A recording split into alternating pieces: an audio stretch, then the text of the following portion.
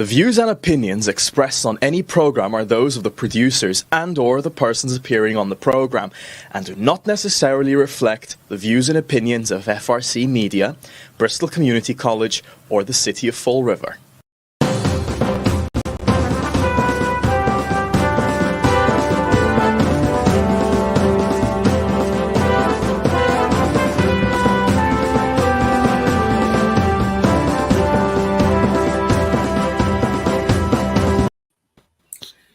Well, hello. Welcome to Spindle City Straight Talk. I'm Chip.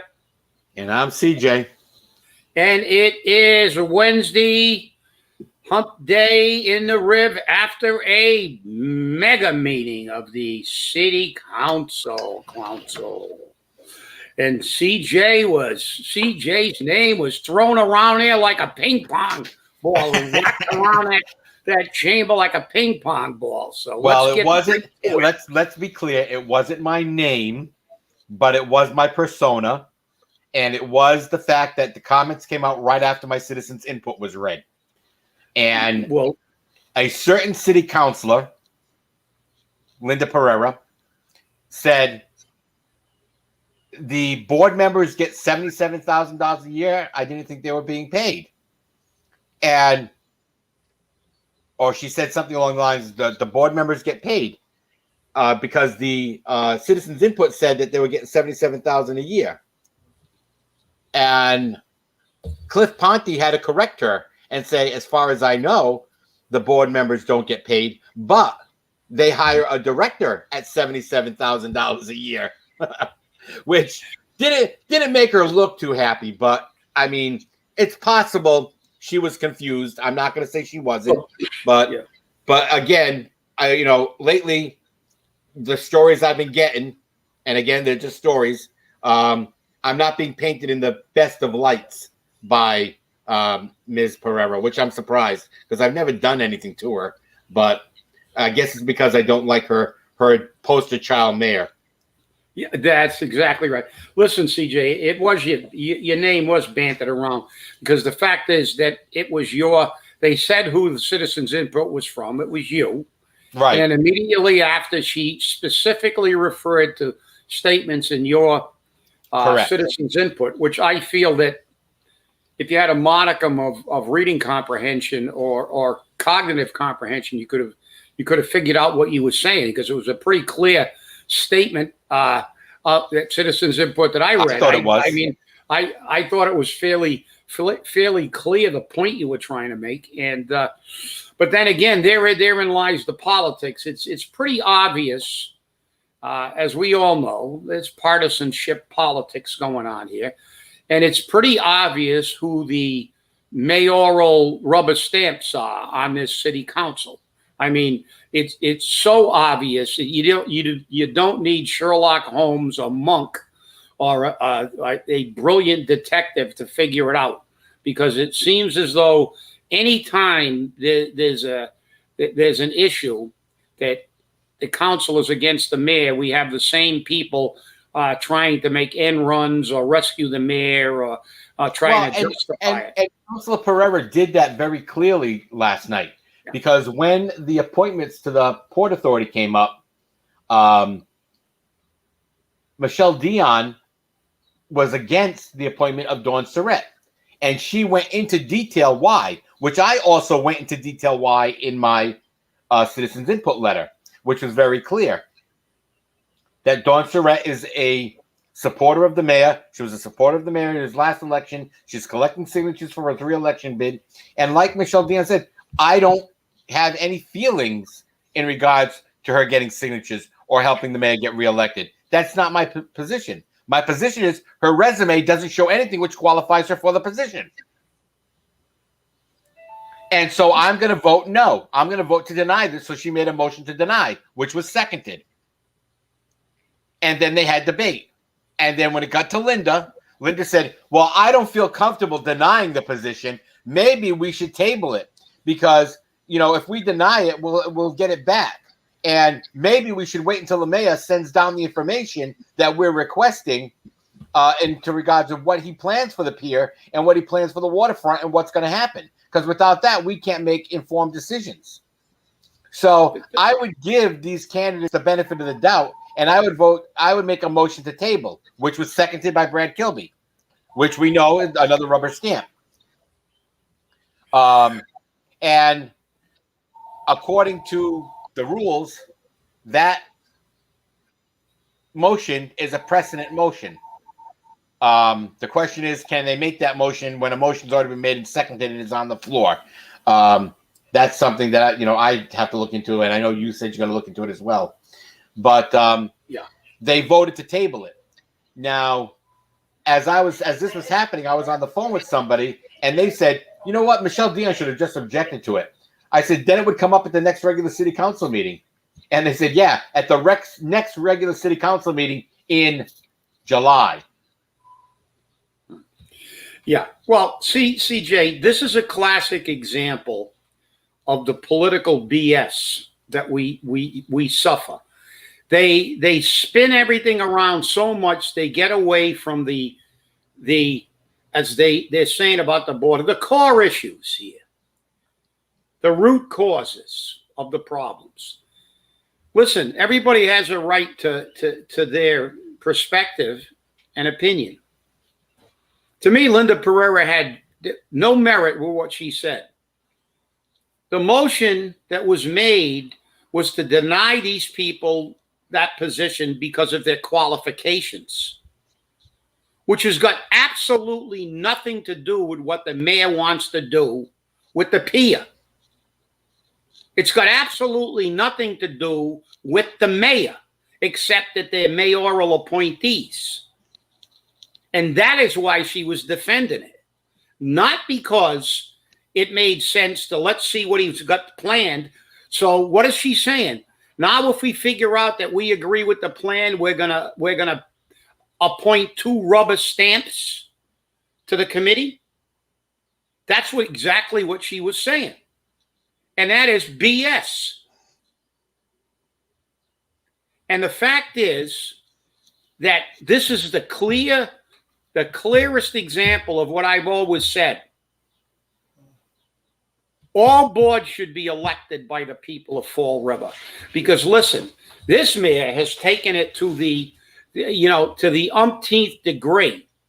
He doesn't approve anybody unless they've already been politically hackasized by him before their name goes on the paper. He's old school, control all the boards, control everything. They ask you what to do before they go to a meeting and then do it. Otherwise, they don't serve on a board. And that is not in the best interest of the city of Fall River. People on the board should be able to make decisions based on what they feel is the right course of action, not because they're lackeys of the mayor. And that's what's happening to a degree that I've never, ever seen, because he's doing it now with the mayoral appointee to the IAC, which I'm going to try to change the law.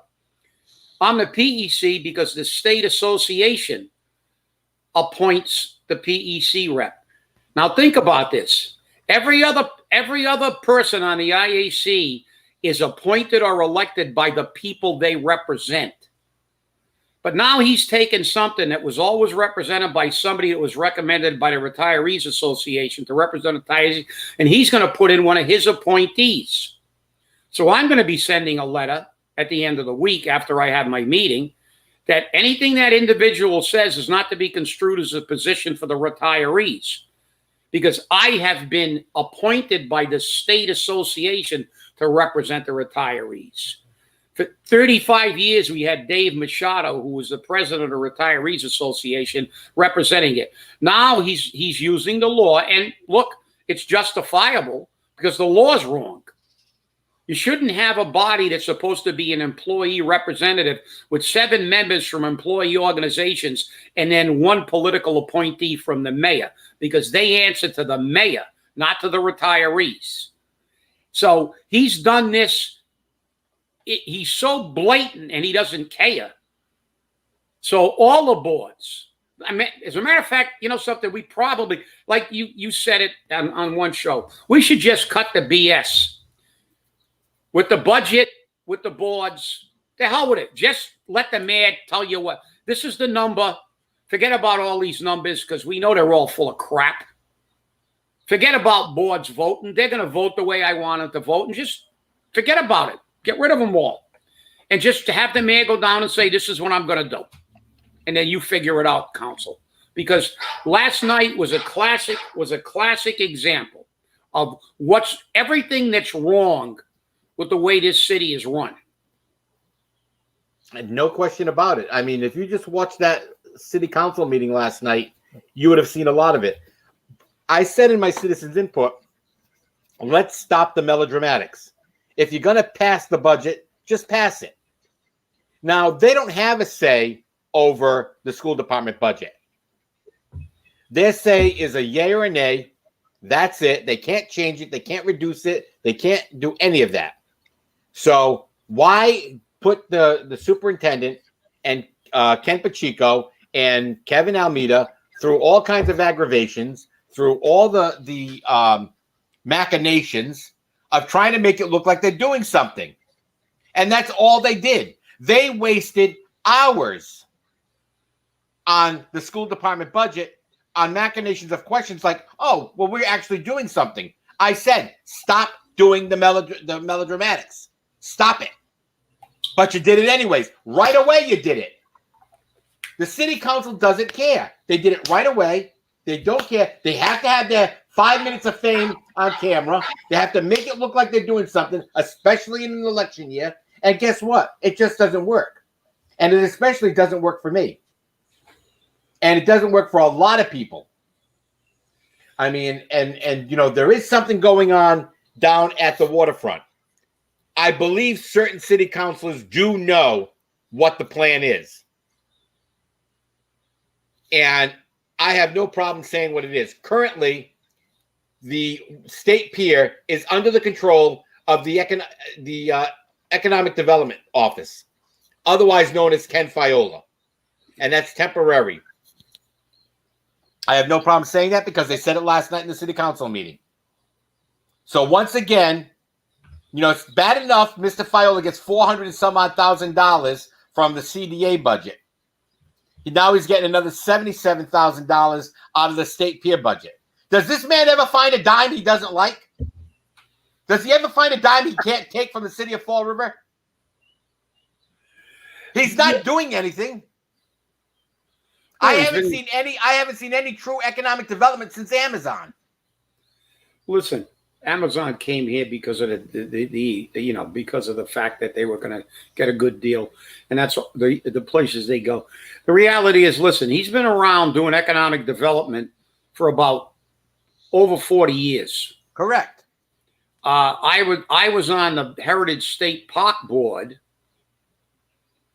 when he was doing economic development. I remember him going in there and giving us a presentation on the carousel, or the Derby horses, as they used to be called in Fall River, and saying that it was going to bring in tons of tourists, which was wrong. But he's been doing economic development in his city for 4 decades, over 4 decades.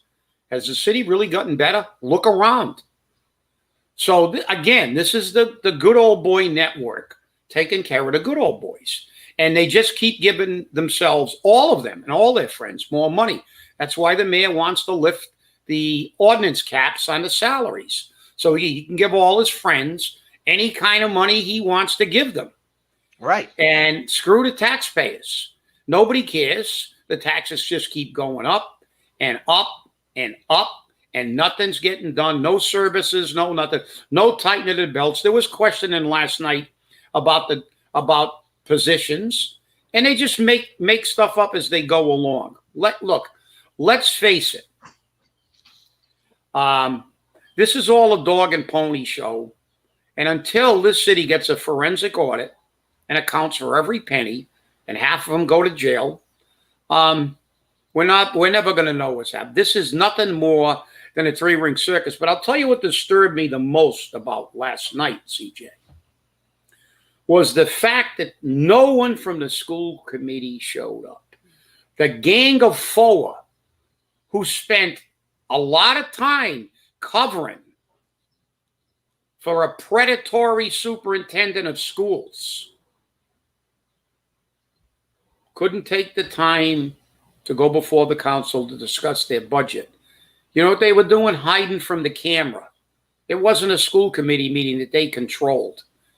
They didn't show up because they don't want to remind people of what they did. They want everybody to forget that before September. Forget that they covered this guy, suppressed the report, and they were complicit in every single violation of the law that this guy perpetrated. And that's what really disturbed me. So that's one of the problems. And last night's meeting was really great in that. It was kind of like a snapshot, if you paid attention, of everything that we do wrong. And by the way, for you guys that are watching, I changed my desktop. And don't tell me that I got something hanging on the back behind me. It's like a... That is covering the mirror because my dog sees herself in there and never stops barking. So I have to have that up there. She's at the vet's right now getting x-rays, so I don't have to worry. I could have taken it down, but I got to put it back up anyway when I go pick her up. But that's the fact. But last night's meeting, CJ, was, you know, it was really good that you started with your citizens' input because you brought up a lot of the stuff that took place. And then when you see what they did, which was like in direct conflict or almost exactly what you said they would do, it shows. You want to know why Fall River can't get out of its own way? You want to know why you never get a tax break? It's because the circus is in town. And that circus always comes in at budget time. And then the BS is so high, you'd have enough bricks to build a chimney to the moon and have bricks left over. No question about it. No question about it at all. And I'll tell you, I love it when my citizens' input comes out and then exactly what I said was going to happen, happens. Because people tell me I have no idea what I'm talking about. But how come whenever my citizens' input comes out, it's right on the money? Right on the money. Yeah, never fails. Because I'm not stupid. I'm not stupid. I'm not going to buy into the bull. I'm not going to buy into the game. I call it like it is. And that's the type of city councilors we need. We need city councilors who are going to exercise their authority. That's why I have to give a big kudos to Shawn Cadime. Last night, Shawn Cadime said, I ran for the office of city council so that I can exercise my authority as a city councilor and do my job. If I don't have any authority and you're going to take it away from me, I'm not going to take out my papers and run. Because my job is my job. I have to do it. And if you're taking away that authority, how do I get it back? How do I get my authority back? Which was a very serious question he was asking. Yeah. Very serious. No, it is. And look, as I said, that's the problem. People look at what's going on, and then they listen to the words, and they listen to the narrative, and then they get wrapped up in listening to these people without looking at they're looking at the tree, not the forest. And that's the problem. As I said, you look at Shawn Cadime, well, you get your power from the law. You are the legislative body. That's where you get your power. And if they try to take that away, they can't, because it's not even statutory. It's constitutional. The government is set up and is protected by not only statute, but by the Constitution of this state. But then you look at the Linda situation again. We get back to Linda, which is people listen. Now they listen to Linda. And they go, well, you know, that makes a little sense. But no, it doesn't, people. You're looking at the tree. She walked you over to the tree and said, look at this nice tree. Isn't it pretty? And you all nodded your head. Yeah, including all the council. They all nodded their head. Oh, yeah, that's a pretty tree. What the hell does the fact that these two people were not qualified for that position got to do with the mayor's plan? Nothing.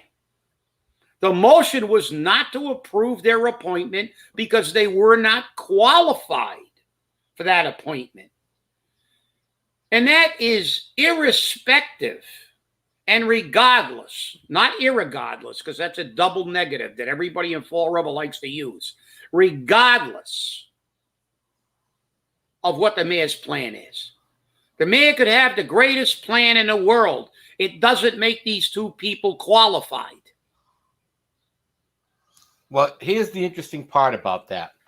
Okay. The people who were removed from the Port Authority or who resigned was Cara O'Connell, who has a background, obviously, in, birthing and what peers are for and whatnot, and Gilbert Oliveira. The person who was left on so far is somebody with the last name of Paul, who worked with Ken Fiola in Froed or something along that line. And so she's been left there because they can work together well. You have Dawn Surratt and Patrick Norton, who were being appointed, who they were tabled. And then we were told there's a third appointment coming down the line. I wonder who that third appointment's going to be. I've got my sources already on the lookout. I've already got my bugs in at Government Center.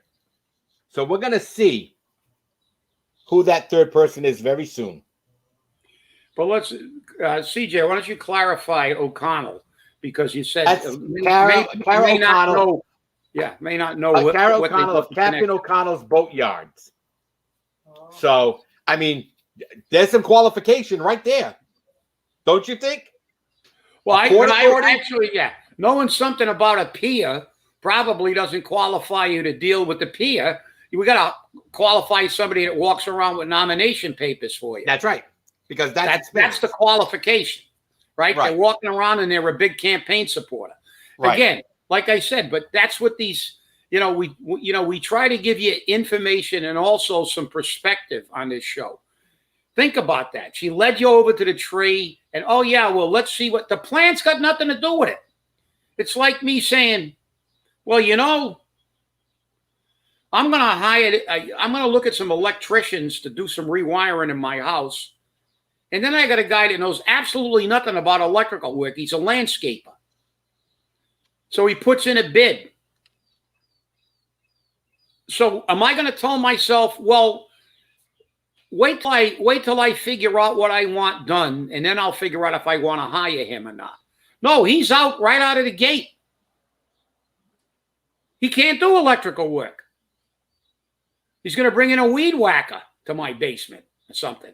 So, I mean, that's you only get away with this insanity in government. Only government is so blatantly hypocritical that it's the norm for them to put in unqualified people, pay them a bundle, and get them 100 assistants. Because federal government, state government, local government, it's all the same.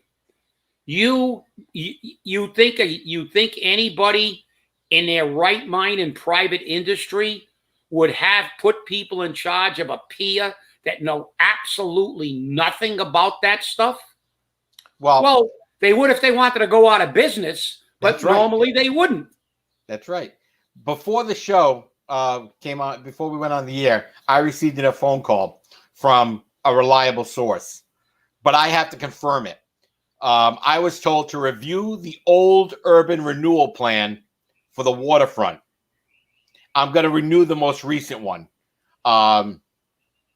because they say that there's rumor that they want to move the battleship down by Veterans Memorial Park, otherwise known as Bicentennial Park, because the wall's down there, and they want to put it down that way because they figure that wall is going to generate such tourism that it will balance itself out, because accordingly, and I'm not sure how accurate this is, the battleship only leases the space that they have down there. They don't own it. They lease the space. There's also in the plan that they want to get rid of, they want to either buy Borden Remington or take part of it so that they can use it for offshore wind berthing, so that they can run that through there. So it's going to be interesting to see what this is going to be used for. More and more information is coming out of the woodwork. After last night's meeting, it all started flowing in. I'm getting emails. I'm getting all kinds of stuff, phone calls, and I'm sure you're going to start getting them very shortly too. So there's nothing really that can stay hidden, Mr. Mayor. Don't try to hide it. Come out with your program. Come out with whatever you plan publicly so that people know you are transparent. Oh, wait, you're not transparent. I swore again. What a guy. I'll tell you, I swear every chance I get. Transparent. Unbelievable. Well, that's the way it is. And let's remember to look at the forest, not the tree, and pay attention. And the council, most of the councilors, and it, I don't have, we know Michelle and Chris Peckham and Shawn Cadime and most of these people, and Cliff Ponte, Pamela, they were asking some very good questions last night. Yes, they were. And we have to tip our hat to them because they did a good job. But see, that's only the opening act.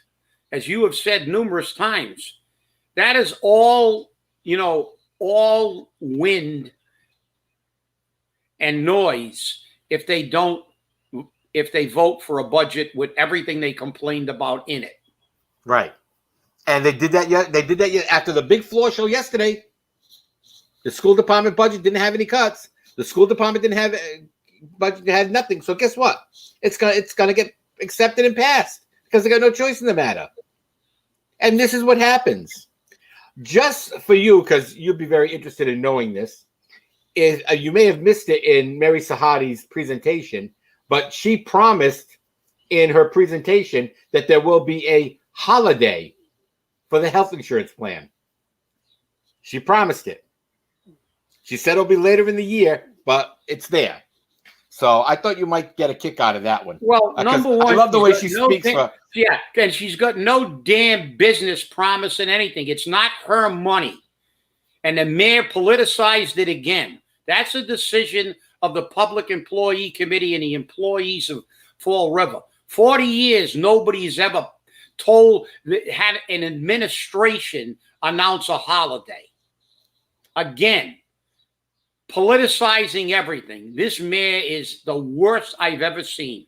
The most political mayor I have ever seen, and that's saying something, I'll tell you. And the most and the least transparent mayor I have ever seen. He is a typical Boston Irish politician. Tammany Hall, baby. Tammany Hall. That's it. I was waiting for somebody else to say it, but yeah, you're right. And that's what we're getting. And we're not getting representation of the people. We're getting representation of the special interest. And that's what's going on here. This is all special interest. It has nothing to do with the people. It has nothing to do with saving you a tax dollar. It has nothing whatsoever of taking care of what's right. It's not about taking care of the city. It's about taking care of my friends. And that's what's going on here. I just look at the $77,000 given to Ken Fiola. Again, it's just taking care of my friends. Ken Fiola was gone. He brought Ken Fiola back. He brought back every single person, almost every single person, that was gotten rid of by the Carrera administration and who are political hacks. And that's the way that is. Well, we're out of time. And so I want to thank you for watching. Enjoy your day. Try to stay cool. And remember, stay safe, stay angry, hold your politicians accountable. Thanks for watching. Have a great day.